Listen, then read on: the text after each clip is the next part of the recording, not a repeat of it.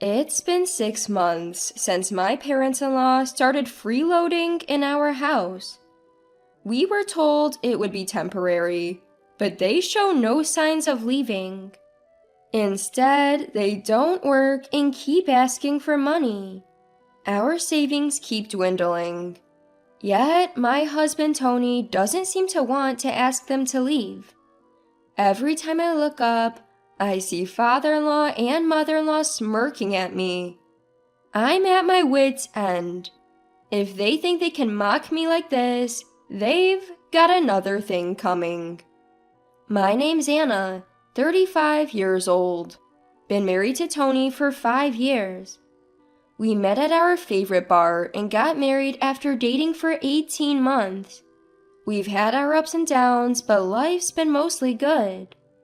Tony, what time do you think you'll be home today? Maybe around 7 p.m.? I might have to work late today. About dinner? Just make something when we get back. I'll be watching TV till then. All right. Though both of us work, I take care of all the housework. Initially, we promised to share responsibilities, but Tony hardly lifts a finger. If he does, it's usually to complain. Arguing only leads to more disputes, and he'll just quit doing chores altogether. It's faster if I just do everything. This has been our routine since our 2nd year of marriage. Then one day, I came home from work to find Tony deep in conversation on the phone. Oh, okay, that's fine with me. And? Got it. I'll let Anna know. Talk later. He hung up and I asked, "Who was that?" Oh, that was Dad and Mom.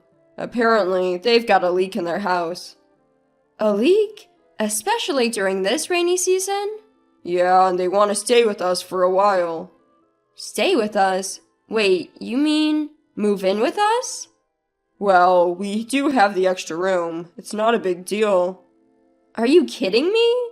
I don't want to live with them, especially not those two. There's a reason I'm not thrilled about living with my parents-in-law. They're terrible with money. Father-in-law is obsessed with the lottery, even though he has a stable job. Mother-in-law works part-time just once a week. They constantly waste money and regularly ask us for financial help. When my step-grandfather was hospitalized, my parents-in-law didn't even visit. I was the one caring for him and visiting regularly. Anna, I can't thank you enough. Don't mention it, we're family. Here's a week's worth of clothes for you. Always so kind. If my family ever upsets you, come straight to me. I'll handle it. Thank you. I just hope it gets better soon. I'll repay your kindness someday. After his release, my step-grandfather, disappointed in my parents-in-law, kicked them out. With nowhere to go and little savings, my parents-in-law rented a cheap apartment.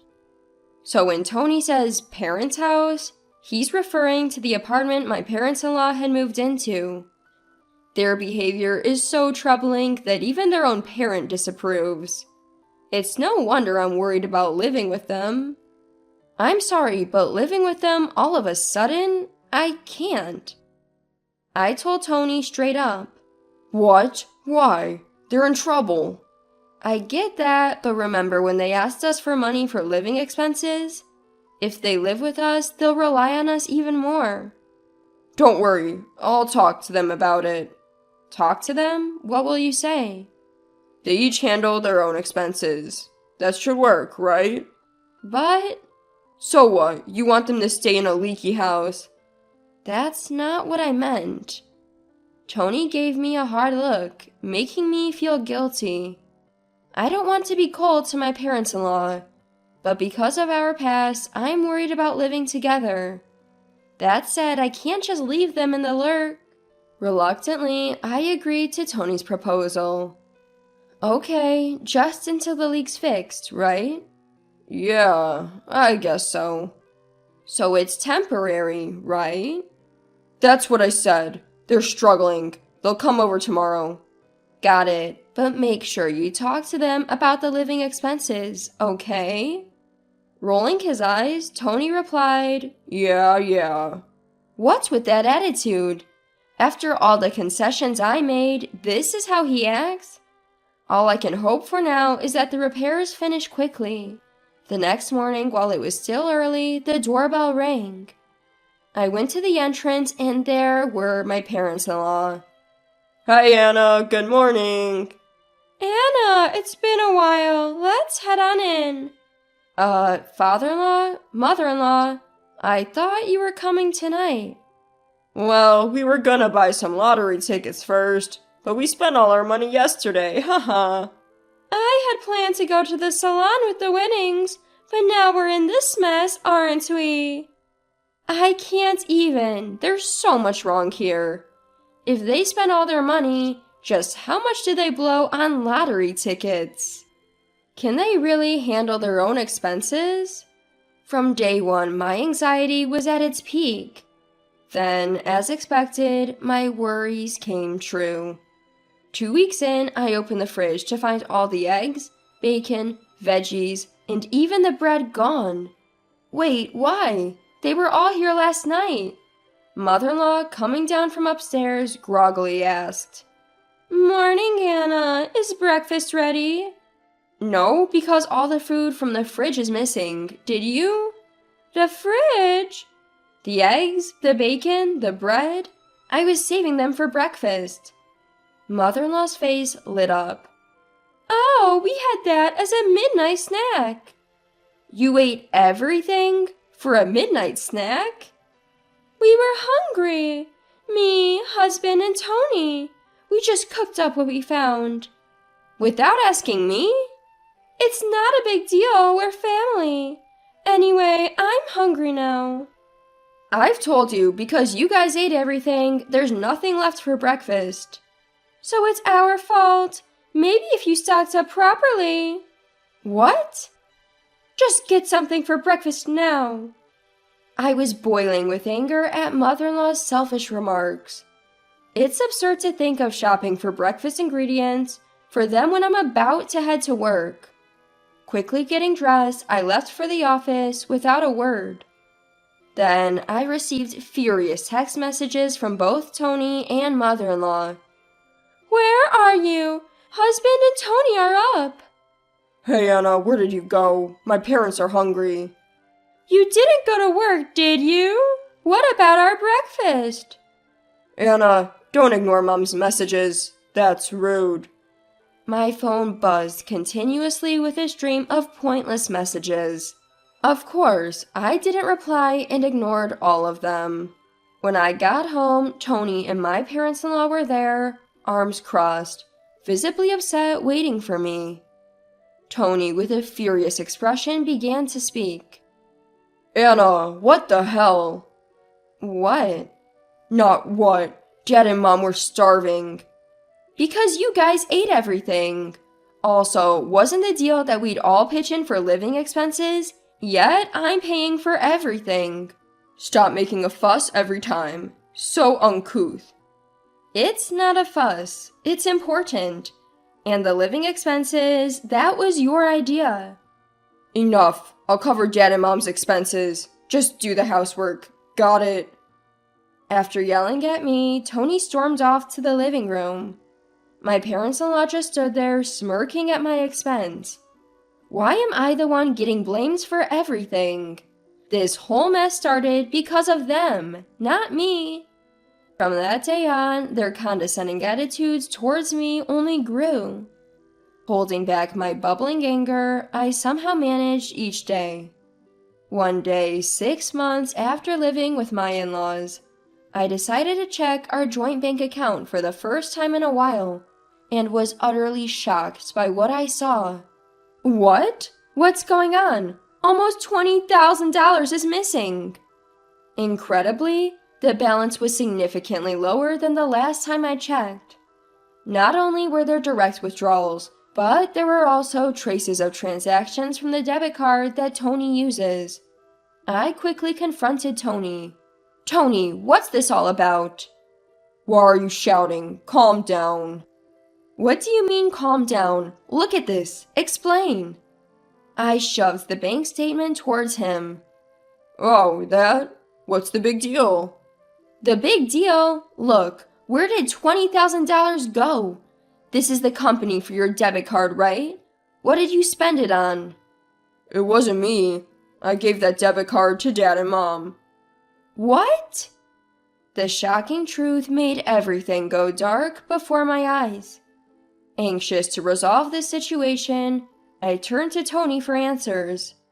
Why? Why are they using a card linked to our joint account? What choice did I have? Dad and Mom said they're broke, and I did promise to cover their living expenses. Well, I didn't know about that. If you made the promise, Tony, you should have used your own bank account. Why did it come out of our joint account? God, you always make a big deal out of everything. What's the problem? Dad and Mom are family to you too, aren't they? I was fed up with Tony conveniently using the family card. All the emotions I held back came flooding out in this crucial moment. I've had enough. Just because they're family doesn't mean they can do whatever they want. That account has half my savings. Half of it is mine too, right? But out of the $30,000 we had, $20,000 is gone. That's $5,000 more than your half. When did you become so greedy? It's really unattractive. I'm not. But how long are you planning to let your parents live with us? It's been 6 months. The roof repair should have been done long ago. Raising my voice, I stared Tony down, but his reply was simple. Repairs? Oh, you mean their place. They gave that up, haha. Wait, gave up? They said this place is cozy and didn't want to waste money on repairs, so they terminated their apartment lease. Looks like we'll be living together from now on. This has to be some sort of joke. I didn't agree to this.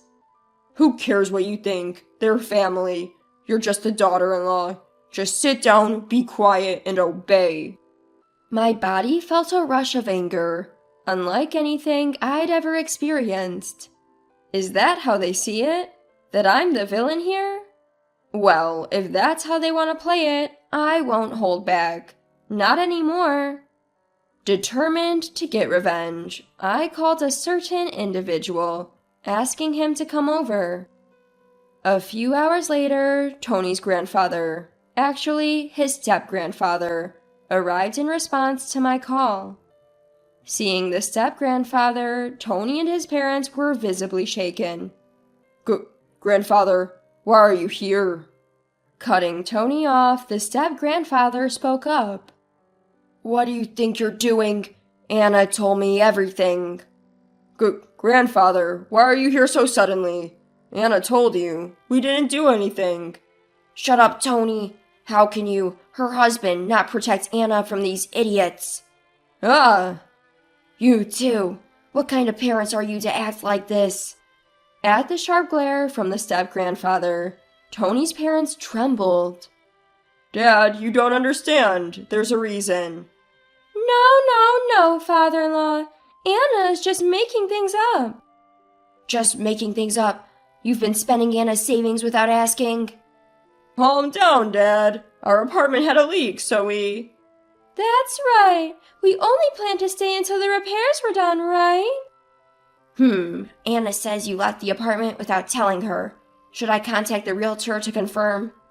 Dad, wait. It's not like that. What? Got a problem? Frustrated, the step-grandfather said, You all better quit it. You might think everything goes your way because I'm not there, but you're mistaken. I'm glad I exchanged contacts with Anna for times like this. Dad and Anna exchanged contacts? When? Shut it. You realize how generous Anna's been until now? Yes, we're sorry. Listen, if you ever bother Anna again, I won't hold back. I'll cut ties with all of you and expose your disgrace to our whole family. Do you understand? Yes, we get it. We won't do it again. Please forgive us. With tears in their eyes, Tony's parents begged, and the step-grandfather drove his point home. Pay back every cent of Anna's money within a month. If not, I'll sever our ties. And Tony, from now on, I'll live here with you. Got any objections? Live here? With you? Got a problem with that? Speak up, Tony. No, not at all. With the step-grandfather's words, Tony and his parents were terrified. Afterwards, Tony's parents were kicked out by the step-grandfather, who then took on the role of a guardian and moved into our home. It seems the father-in-law and mother-in-law rented a cheaper apartment and are now working their tails off to repay the money they owe me. The father-in-law can no longer live the lavish lifestyle he once enjoyed from a lottery win, and the mother-in-law has had to increase her part-time work to 5 days a week. Without the luxury of spending freely, they must be struggling significantly. On the other hand, ever since the step-grandfather started living with us, Tony has completely stopped making demeaning remarks towards me. If he even tries to complain about me, the step-grandfather quickly reprimands him. Tony, don't act superior in front of Anna. Grandfather, that's not it. I heard you talking back to Anna. I'm sorry, I won't do it again. If you dare do it again, you'll face the same fate as those idiots. Please spare me. From then on, Tony began helping with chores, easing my workload. Thanks to that, my stress lessened, and I could focus on my job. Step-grandfather, thank you so much. It's nothing. Remember, when I was hospitalized 5 years ago, you were the only one who visited. It meant a lot, especially since you had just married. It was just the right thing to do, as family. That's how I feel too. I just wanted to help my troubled family. Step-grandfather. I can't thank the step-grandfather enough for rescuing me from this situation. I hope to support him in any way I can in the future.